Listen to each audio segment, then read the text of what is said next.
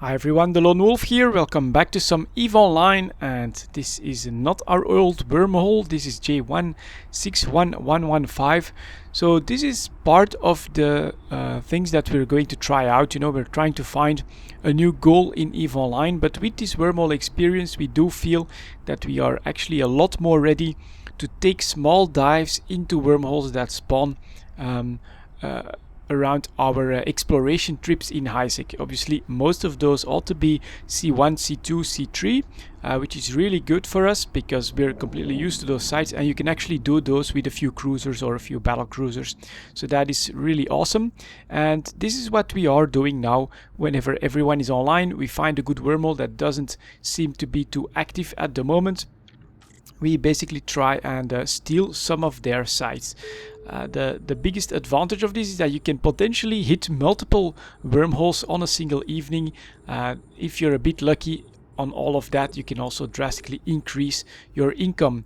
And this is the fleet that we are using for this expedition here. So we've got two Stradioses, one for me and one for Katsu, and then the Harbinger for my brother for a bit of extra DPS and a bit of extra tank. You can also see from the feet of my Stradios that it is not like a specialized Stradios at all. In fact, this is one that's meant to be able to do a little bit of everything. So I've got, of course, the good drone DPS and a decent tank on it. So that I can do the combat sites or at least be decently helpful there. But I also have Relic Analyzer, a data analyzer and a cargo scanner, so that I can quickly and efficiently do any data and relic sites that are in a wormhole as well. In the meantime, I did switch out my afterburner for a micro hub drive. Doing these relic sites with an afterburner is very, very long. But this is basically how we are doing this. I have a Stradios that can also do the relic and the data sites. Katsu has a mobile tractor unit and some more PvP capabilities in his Stradios, I think. And then my brother just takes the ship that he likes for the occasion. In a C1, he may take like a battle cruiser. In a C2, he may take something bigger, or maybe a Tech 3 or something like that.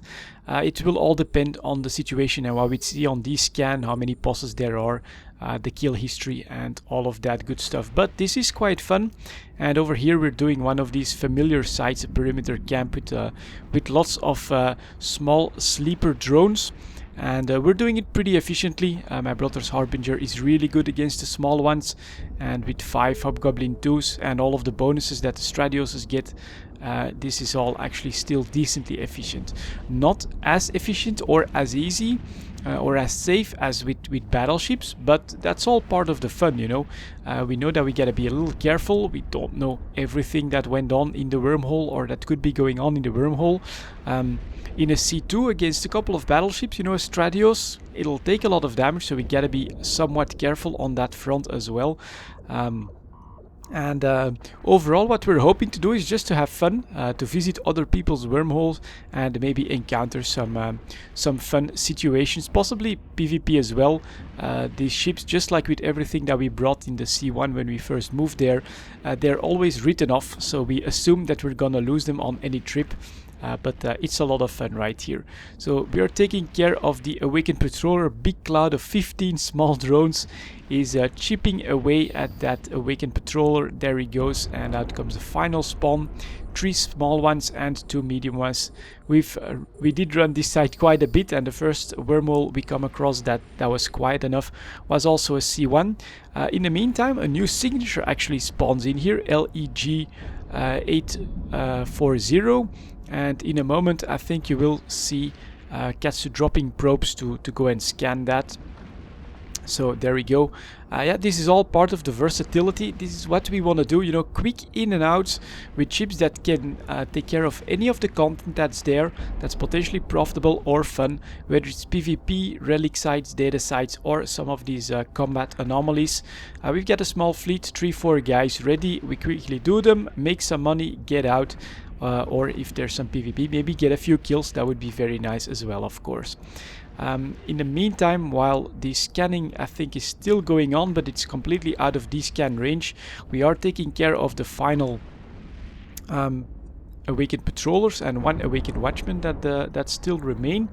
Now my guns, of course, they don't do much. I'm mostly here for utility and drone damage, so I could have obviously increase or improve the setup for like only the combat sites, or for only the relic sites, or only the PvP, and it's often said that what we try to do with the battleships is do a little bit of everything, and that's basically what we do, you know. We don't go full specialization. We like to try and take advantage of whatever opportunity comes by, and that does mean that you have to sacrifice some of the speciality that you could put in a feat.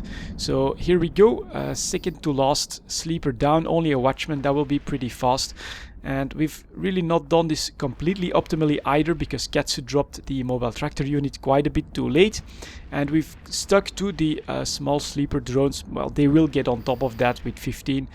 There you go, final one gone, but we could have gone more optimally if I had dropped the sentries or something like that. But overall, you know, this is quite fun. The signature ended up being a data site that I did do, and I think we got another 1 or 2 combat anomalies and 80 million for a quick trip in someone else's wormhole. So if you watch this, sorry guys, we took your loot, but this was quite fun and part of the things that we're doing now. Thank you very much for watching, guys. I'll see you all next time.